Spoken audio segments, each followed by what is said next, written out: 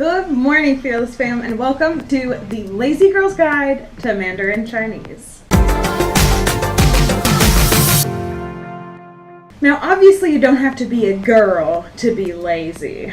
So this is really like the Lazy Boys and Girls Guide, but that was just too long of a name. So basically what this, if you hear any squeaking, it's my dog. He just got a new toy. Basically what this guide is a collection of useful phrases taught in a way that is suitable for people as lazy as me. Now, obviously, I'm not lazy when it comes to everything, but when it comes to languages, I'm hella lazy. So throughout this video, I'm going to use the word Mandarin and I'm going to use the word Chinese, and I'm referring to the same language, which is just Mandarin Chinese. Just know that this has nothing to do with Cantonese, and if you're going to Hong Kong, this will not help you. But if you're going to mainland China, you don't know Chinese, and you'd like to be able to survive in China, this is a perfect video to be at for you. So Mandarin Chinese is very difficult. My husband has been studying it for years and is just now at a point of being considered fluent, not native speaking, but fluent. Putting in air quotes because it's a pretty relative term. And he studies regularly all year long, and he's been doing it for years. I went to China with him. He was speaking Chinese. I was not speaking Chinese. If you'd like to go the even lazier route, you can click this video link that's up above. That is all about how I survived in China without speaking Mandarin. But the truth of the matter is I picked up some useful phrases along the way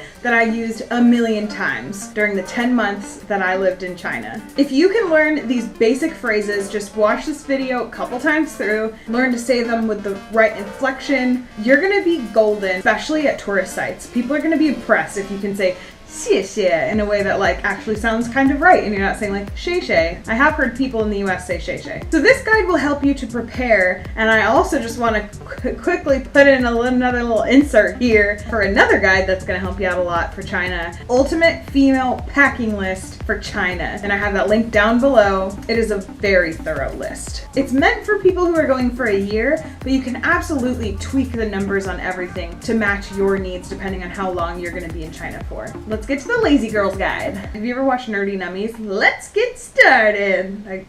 I'm never doing that again. Throughout this guide, I'm going to be showing some words on the screen. This is my personal version of opinion, because this is the Lazy Girls Guide. This is not the official guide, and we do what we want here. All right, step one, understand these two basic ideas. Tone and inflection affect what a word means. The classic example is the word ma, and I'm saying that with no tone. So there's ma, ma. Did I do it? Anyways, the whole point of that is that all four of those things, I just said four different words. So there you go. Second basic idea that you need to know is that context is everything. If you mess up a tone and you technically say the wrong word, but it's really obvious what you meant, like you're trying to say the word, I don't know, potato, and you're in a market and they think you mean something really inappropriate, they're probably going to assume that you meant potato because you're standing right there at the market and there's potatoes in front of you. They're not going to really expect that you speak Chinese if you are clearly a foreigner. Step two, learn the important vocabulary. And this is just the important vocabulary. This is not like a comprehensive list by any means. And before I get into this section, if you are Chinese, if you speak Chinese, please quickly X out of this video. This is not meant for an actual Chinese lesson. I do not speak Chinese, but I did survive by saying these basic things. We got that out of the way. My main tip for you guys is to not stress out too much about the pronunciation. Obviously, it's really important, but pointing at things and gestures will carry you through if you don't remember all the tones. All right, first thing you need to learn, how to say hello. So to say hello in Chinese is ni hao. Is that the right tone? So ni is like a sharp tone downward, and hao is like a dip. So it's ni hao. Practice it a little. Next is thank you. The way that you say this is xie xie. If you're gonna slow it down, it kind of sounds like you're saying xie xie. But the xi and the ye should blend together like one symbol. So it's xie xie. And it's two downward slopes. Xie xie. And you might notice that I'm doing something kind of weird with the front of my mouth and my teeth, but it's just something I picked up over time while I was in China. I used to say xie xie, like it's an American S, but it's more towards the front of your mouth. It's like xie xie. I'm like overanalyzing myself right now. And they're probably gonna respond with 不客气, which means basically you're welcome. Next is goodbye. Instead of teaching you how to say 再见, what I'm gonna teach you how to do is just say bye-bye. And actually, a shitload of Chinese people just say bye-bye. They don't even say 再见. So the next one is want and don't want. This is very important because you're going to be offered things a lot. You're going to be on the street and people are going to show you things. And to be honest, I used the phrase don't want way more than the word want. I don't want it. I don't want it. Please go away. Stop trying to sell me handbags. I don't need any more. So anyways, to say want is yao. It's a quick downward slope. Yao. To say don't want, you say bu yao. So bu is an upward slope and yao is that same quick downward slope. So to say want is yao. To say don't want is bu yao. I used to answer the phone when I was in China because I got a huge kick out of it. If someone was calling and they spoke in rapid Chinese to me, it was pretty clear that it was a telemarketer, and I would pick it up and they'd be like, wei, ni hao. Now, I don't know why they say wei, but that's just how they answer the phone. And then they'll like speak this like rapid Chinese to me and I'm like, this is a telemarketer. So I'll just say, booyah, shit, bye-bye. I just say, don't want, bye. All right, the next one is sorry. I use this word probably too much in China, but you know, if you accidentally run into somebody while you're like trying to get through a market, or something happens and you want to apologize, you want to know how to say sorry. The first way that I learned how to say sorry was dway, but that's not what I'm going to teach you, because if you were going to say sorry for someone's loss, you were going to say dway. If you're going to say sorry for running into somebody's shoe at the grocery store, that doesn't make any sense, but then you would say bu hao yi se. I'm going to break this down for you. Dog is like making crazy noises. Bu hao yi se. The bu and the i are quick downward slopes. Bu hao yi se. And the hao is like a dip down and back up. So it's bu hao yi se. I don't know what you do with the se. You just kind of let it chill on the end. When you say this all together, it just flows together super fast. So it's bu hao yi se. I kind of just learned the rhythm of this more than the tones when I was in China. Bu hao yi se. Almost like it's falling. But bu hao yi se, they'll know what you mean. If you run into someone, you say bu hao yi se, they'll know what you mean. And the next one is possibly the most important one, which is how to say I don't understand. It's ting budong. I said this every single day for 10 months. Sorry, I'm like looking at my guide here. The ting is high pitched. The dong is a dip down and back up. Ting budong. To be honest though, I just said it like ting budong. They knew what I meant. So the way I thought about it, I remember saying ting budong like with no tones and they were confused about what I meant. And then as soon as I changed it to thinking about like ting budong, like it was like a downward slope, people started understanding me. It's probably not quite right, but it's definitely closer. Ting budong, which if you're curious means I hear you, but I don't understand you. Then in order to say confirmation, it's kind of like saying yes or right. So if I'm asking you, so you wanted pad thai for dinner, right? And you'd either say yeah or yes or right. So in Chinese you'd say dway. Very easy. All right, so the next two things that I'm going to teach you are this and that. This is jiga. That is technically naga, but you will hear most people, and in America this is a very offensive word because they say nigga. So they say jiga, nigga. You can't say naga if you feel uncomfortable. Jiga, naga, they'll know what you mean. Do a lot of pointing. That's my suggestion. Don't worry about the tone, just point. Jiga. This. Yao. Jiga. Want this. See? We're starting to piece things together. Yao. Nigga. I want that. Well, I'm not saying I'm just saying want that.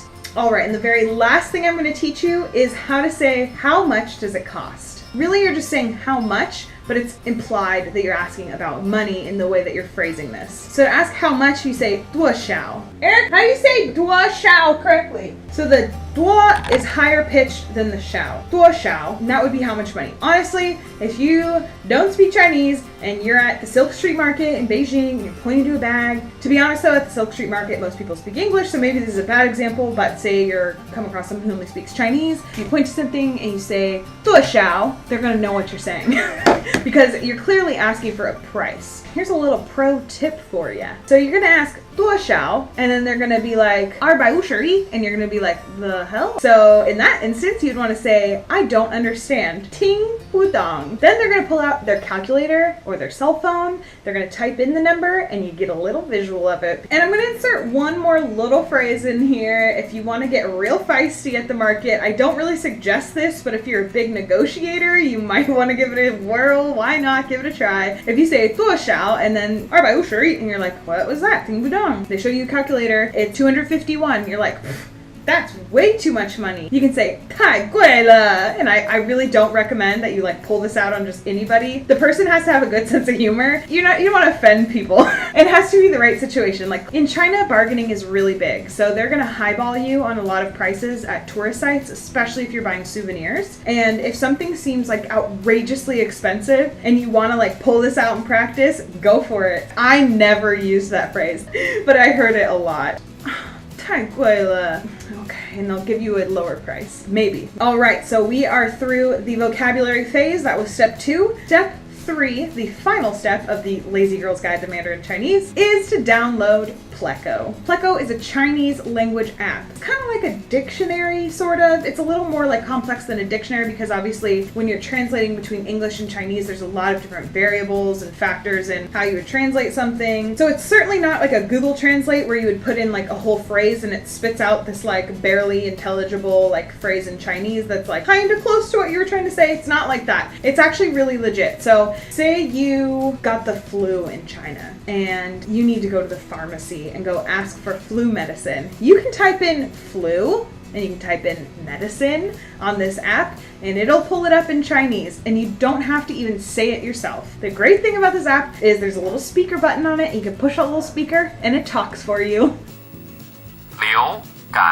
Or you can just show them. I actually did that quite a few times. I have really bad eczema and it flared up big time when I was in Beijing and I was so desperate for just anything that would work. So I went into a pharmacy and I pulled out my phone and I showed them the word for eczema in Chinese on my Pleco app. And they were able to point me to this like cream that I literally still use today. This worked really well for me in that instance. That is like a perfect example of the best way to use this app. Like I said, you can't really like put in phrases and expect it to like speak in Chinese for you. There are probably apps out there that do that, but Pleco can save your ass when you are traveling around China. And this is actually an app that like Chinese language students use. So it's actually like a real legit thing. And I'm not being sponsored, but I do have a link down below. It's not an affiliate link, just a link to the app so you can go download it. I know it's on iPhone and on Android, so everyone can get it. It's totally free and it's like the best app ever. You can even like draw a Chinese character on it and it'll spit out options for you and tell you what it thinks that it means. And I think you can pay for this extra feature where you can take a photo of Chinese characters and it'll translate it for you. I'm too cheap for that though.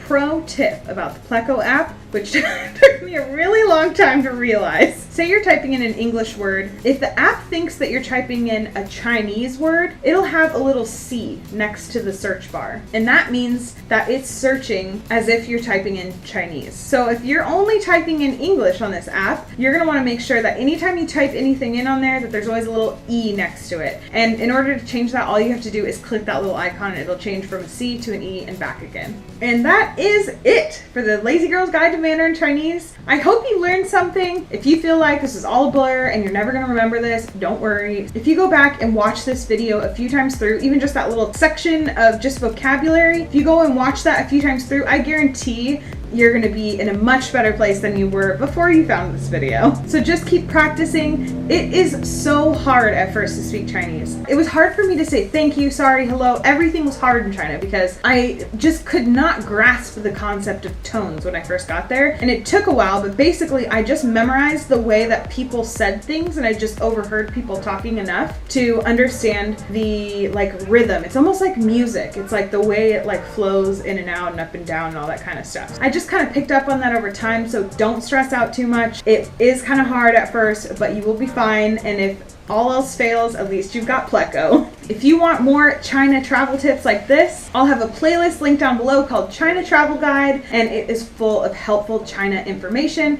I also have a video linked up above that is all about using VPN. If you are a Westerner headed to China for any amount of time, I highly recommend you get a VPN. In this video, I talk about the best VPN service, the one that saved me, and all about the specific questions about VPN, like why do I need a VPN? Isn't it illegal? So be sure to go watch that video if you are curious about VPN. Good luck in China and good luck speaking Chinese. Finally, before you go back to your busy day, be sure to hit that little subscribe button down below so you can join the Fearless Fam, which is probably the most fearless group of anxiety-prone people on the internet. Welcome. Thanks for watching, and I will see you on Monday. Okay, bye!